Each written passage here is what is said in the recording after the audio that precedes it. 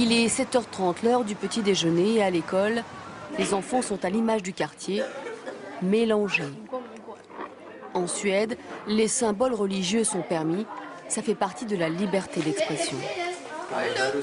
Par la voix de leur directrice, nous apprenons aux enfants que les signes religieux sont interdits dans les écoles françaises et nous les laissons réagir. La France est-elle une démocratie? Si oui, pourquoi l'interdire? Les questions fusent, les élèves ne comprennent pas.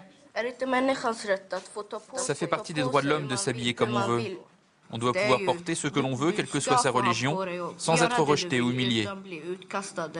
Tout le monde peut exprimer sa religion? Bien sûr. Et c'est normal pour vous? Oui, nous n'y pensons pas. Je ne comprends pas la question. Pourquoi ne pourrait-elle pas porter le voile? J'ai entendu ce qui se passait en France. On a vu ça chez nous à la télévision et j'étais abasourdi.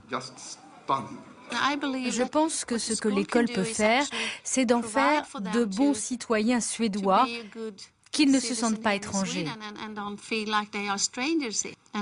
On leur dit, vous pouvez exprimer votre religion, mais on leur dit aussi qu'en tant que citoyens suédois, ils ont des droits, mais aussi des devoirs, comme tout le monde, et ils doivent les respecter. Le voile est permis même dans la police ou dans l'armée. On peut s'habiller comme on veut, tant qu'il n'y a pas de danger.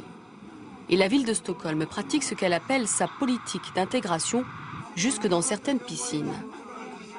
2 fois par semaine, ces musulmanes font de l'aquagym.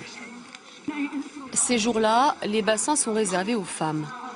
Pour attirer cette nouvelle clientèle, la municipalité vend même des maillots de bain islamiques. La vendeuse dit que c'est bien. Et voici le pantalon. Pas mal. En France, c'est interdit. Ah bon? Mon Dieu. Il faut qu'on aille en France, il faut faire quelque chose.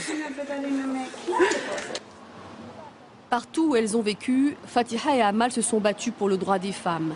Pour la piscine, ce ne fut pas facile, même en Suède, mais elles ont obtenu gain de cause. Fatiha et Amal ne portent le voile que depuis quelques années, mais comme tous les autres citoyens de ce pays, elles se sentent suédoises.